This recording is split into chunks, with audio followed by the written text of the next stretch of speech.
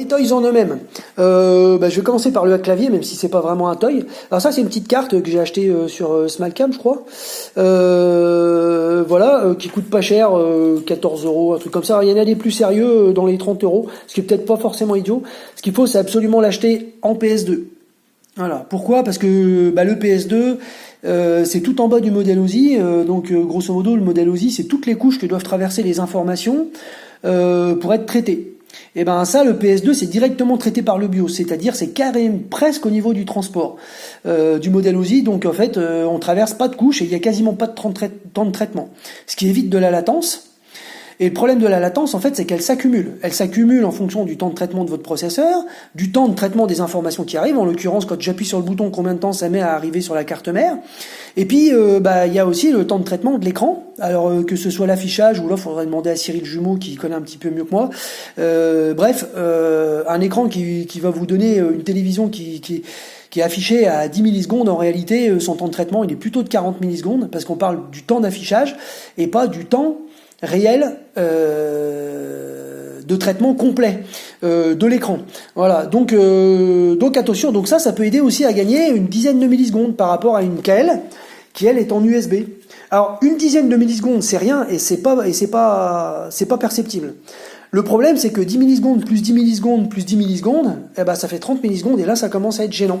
Donc le petit hack clavier, c'est pas mal. Par contre franchement, vu que la KL est là et que c'est hyper pratique, je vous conseille de l'utiliser uniquement pour les boutons de flipper et le reste, ça sert absolument à rien. Donc en fait, moi j'ai tout coupé et j'ai gardé juste les fils nécessaires pour le branchement des deux boutons.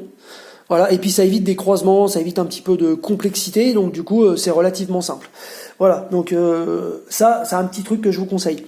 Alors ensuite on a des shakers. Alors bien sûr c'est pas le gros shaker comme ceux que peut nous fabriquer Cyril Chevalier, des beaux trucs hyper propres et hyper beaux. Alors après c'est pas le même prix non plus j'imagine, quoique j'ai jamais vu. Je sais pas à quel prix nous fabrique ça Cyril Chevalier. Alors bon. Ok, c'est pas la même qualité, ça fait sûrement pas le même rendement, mais ça c'est plutôt adapté pour des petits, des mini pin caps j'imagine. Quoique deux comme ça de chaque côté près des batteurs, ceux-là ils vibrent bien quand même. Je vous mettrai une petite vidéo qui va bien aussi pour vous montrer un petit peu. Alors ceux-là je les ai essayés, ils vibrent un petit peu moins fort quand même ces petits-là. Donc vous avez les liens aussi de tout ça dans le tuto câblage et programmation des toys. Voilà.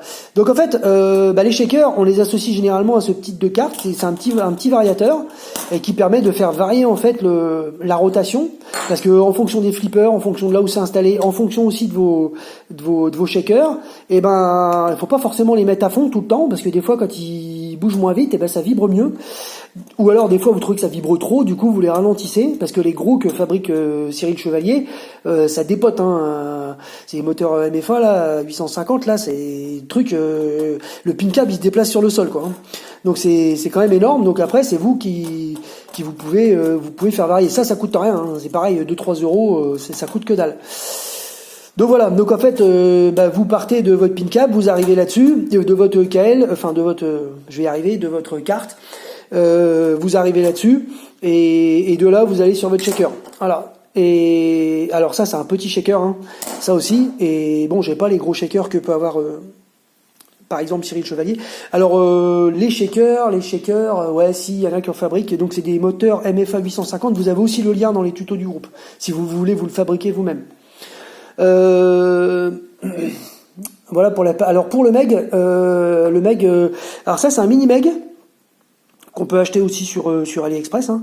Donc ça fait quand même un bruit un peu léger, je trouve. Alors ça peut être pas mal pour un mini pin cam, mais bon, faut pas que le son soit trop fort, sinon vous l'entendrez pas quoi.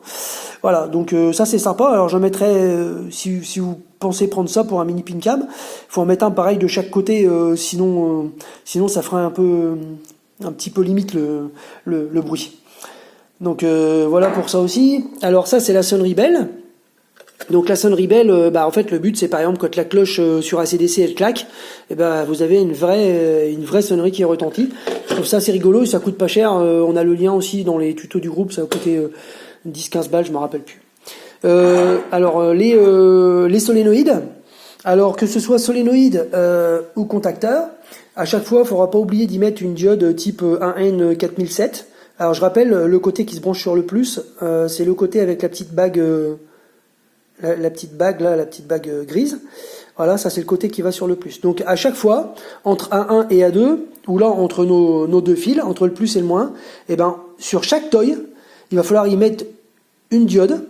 Alors c'est pareil pour quasiment tous les toys. Hein. Et il va falloir y mettre une petite diode. Donc c'est une diode qui va protéger au cas qui va protéger surtout vos cartes au cas où le toy vient à péter quoi. Voilà. Donc cette petite diode là, il va falloir la mettre au plus près du toy à chaque fois. C'est-à-dire qu'on la met pas au niveau de la carte. Voilà, on vient la mettre vraiment à proximité du toy. Voilà, entre A1 et A2, enfin entre le plus et le moins. Ok, donc ça c'est quasi systématique. Alors là j'ai trois types de solénoïdes. Alors le principe du solénoïde en fait c'est qu'il fait un bruit quand on l'alimente, ça fait. Alors on peut améliorer le bruit en venant mettre une plaque comme ça, et en fait quand il claque, il vient taper contre la plaque. Voilà. Alors ça c'est des gros solénoïdes de 60 ampères que nous a trouvé Olivier Servet. Donc franchement, ceux-là ils dépotent, hein. Je vais vous mettre aussi une vidéo en fonctionnement.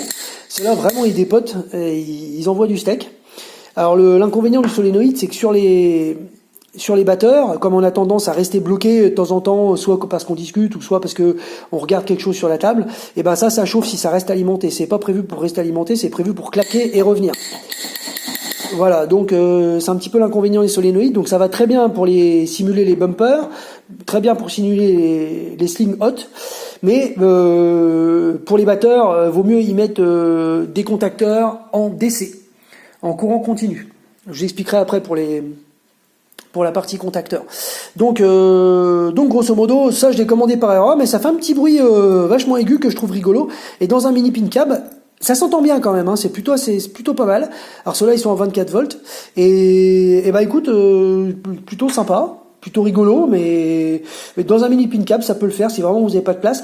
Alors après il y a ceux-là qui prennent pas beaucoup plus de place. Alors il y a marqué 0,8 newton selon je doute. Ça ressemble plus à du 40 newton, mais bon à tester. Alors ceux-là ils claquent assez fort, par contre ils claquent très aigu. Voilà, et par contre ceux-là ils claquent déjà plus grave, mais beaucoup moins grave quand même que les contacteurs. Donc en fait ce qui est bien c'est que ça fait plusieurs bruits différents tout ça. Et donc après en fonction des bruits que vous voulez obtenir sur les batteurs, sur les sling hot, sur les bumpers, et ça vous fait des bruits différents, ce que je trouve plutôt bien parce que c'est plus réaliste par rapport à un vrai pin cab où on n'a pas des batteurs qui font ou des bumpers qui font les mêmes bruits que des sling hot. Donc c'est plutôt bien de varier. Moi je trouve ça assez cool. Alors ce qui est possible aussi de faire, c'est de les coupler. Donc vous pouvez très bien coupler un solénoïde et un contacteur à la sortie d'une alimentation, enfin à la sortie d'une des cartes là. Et du coup faire fonctionner les deux éléments pour faire encore un bruit différent. Voilà. Donc voilà pour la petite explication au niveau des solénoïdes. Donc les solénoïdes ou les contacteurs, on est d'accord, c'est pour simuler les bruits mécaniques des bumpers, des batteurs ou des sling hot. Voilà, donc ça c'est terminé. Donc du coup je vais finir avec les contacteurs. Donc là j'ai plusieurs types de contacteurs. Au départ tout le monde mettait ça, les contacteurs Siemens, parce qu'on les trouve autour de 10 euros d'occasion. Donc ceux-là en fait ils marchent bien, ils sont en courant continu, donc ils sont vraiment adaptés en 24 volts, donc ils risquent pas de griller, vous pouvez les laisser alimenter 12 heures, aucun souci. Alors le problème de ça c'est que franchement, vous verrez, vous écouterez la vidéo que je vais vous montrer, pour moi c'est des jouets et quand on met un peu de son on les entend plus. Donc on les sent à peine au niveau des doigts ou de la sensation quand on clique dessus. Enfin il y en a qui disent que pour eux c'est suffisant, franchement moi je trouve que c'est des jouets et que on dépense de l'argent et que c'est inutile. Voilà mon idée. Alors beaucoup, pour pallier un petit peu ce problème, alors ils sont contents, ils ont des contacteurs dedans, mais du coup, beaucoup les couplent avec des solénoïdes, mais du coup on n'entend plus du tout le contacteur. Donc voilà, ça c'est pour moi, je trouve que ça va pas. Après, certains comme Dominique, qui a un avis qui est quand même important, pour lui, c'est suffisant. Bon, moi, quand je joue, j'aime bien qu'il y ait du son, j'aime bien avoir des sensations, donc du coup, je les trouve pas suffisants. Alors après, on a 3 types de contacteurs. On a ceux-là, du coup, qu'on a trouvé. Donc ça, par contre, c'est des contacteurs télémécaniques, en DC aussi. Donc pareil que ça. aucun problème, vous pouvez laisser alimenter hyper longtemps. Alors par contre, c'est quand même plus gros. Dans un mini pin cap, c'est quand même assez gros. Hein. Voilà. Mais par contre, franchement, le bruit absolument rien à voir. Bon, vous verrez la vidéo, le bruit vraiment rien à voir avec celui-là. C'est le jour et la nuit, quoi. Alors ça claque moins fort que les 3 modèles qui sont là. Et je vais vous expliquer pourquoi. C'est parce que ceux-là, en fait, alors ça c'est des 24 DC et ça c'est des 24 AC. Donc là c'est du courant alternatif, normalement. Mais nous, avec ces cartes-là, ou même ceux-là, on peut faire fonctionner que du courant continu. Et d'ailleurs, la KL25Z, elle a horreur du courant alternatif, elle se met en défaut, même à travers des contacts de relais ou autres, et ben, le courant induit passe à travers. Même si c'est peu de choses, et ben ça suffit pour nous la faire planter, voire même, moi, il y en a celle-là, en l'occurrence, quand j'ai fait mes tests avec mes contacteurs 24 alternatifs, et ben au bout d'un moment, elle buguait, je relançais, puis elle a fini par ne plus fonctionner du tout. Donc voilà, donc là, pour info, on a le contacteur chinois 24DC, qui est une copie du vrai contacteur télémécanique, voilà, et qui claque aussi fort. Et qui coûte vraiment pas grand chose. Et là on a l'ancien contacteur télémécanique, qui est le même. Alors il y en a, ils sont Bordeaux, mais c'est exactement les mêmes. Donc voilà, donc les 3 là ils claquent à peu près de la même manière. Voilà, donc un bruit assez très fort, plus fort, parce qu'en fait comme c'est une bobine alternative qu'on commande en continu, et ben du coup elle claque vraiment fort. Alors autant ceux-là, je suis sûr que dans le temps ils vont tenir, parce que c'est vraiment de la bonne cam, c'est du télémécanique. Autant ceux-là, je sais pas, il faudra peut-être des retours de ceux qu'on a achetés et qui les ont mis dans leur pin cab, s'ils en sont quand même contents ou pas. Alors attention, ça consomme entre 300 et 500 mAh, parce qu'on alimente en DC des bobines DC. Par contre, ceux-là, on alimente en courant continu des bobines alternatives. Et là, du coup, ça consomme beaucoup, autour des 3 ampères. Donc, MEF, par exemple, la carte Ultimate, on est peut-être à la limite de ses possibilités, quoi. Donc il faudrait qu'on ait une confirmation de Schnoun et Mathieu là-dessus. Donc c'est un petit risque quand même. Ces cartes-là, elles doivent avoir des pistes un petit peu plus grosses, donc à mon avis ça doit le faire. Et celle-là par contre elle est câblée pour, puisque celle-là on passe jusqu'à 8 ampères dedans. Donc là je serais pas trop inquiet avec la carte Arnos. Voilà, donc non seulement ceux-là ils risquent de chauffer si on les laisse alimenter, parce que la bobine elle n'est pas prévue pour.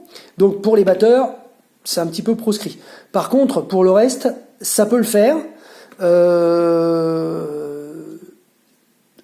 Avec des petits relais, c'est pareil, les relais au bout d'un moment ils morflent quand même. Donc moi j'en ai quelques-uns qui sont tombés en panne, du coup je passe sur une autre carte.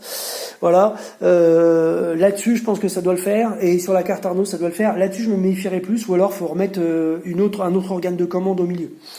Voilà. Voilà pour ce que je pouvais dire pour les contacteurs. Voilà, donc honnêtement si je peux vous conseiller des contacteurs, eh ben vous mettez tous tout en télémécanique 24 DC, et là ça claque fort et c'est fiable dans le temps et vous aurez aucun souci. Voilà, donc je peux vous mettre la petite référence si vous avez besoin. Voilà. Alors en fait pour distinguer avec les photos, vous voyez en fait là on a les petits traits en pointillé avec le trait au-dessus, là ça veut dire qu'on est en courant continu. Par contre là quand vous avez ça 50 Hz ou 60 Hz, et ben là ça veut dire que voilà, 50-60 Hz, là ça veut dire que vous êtes en alternatif.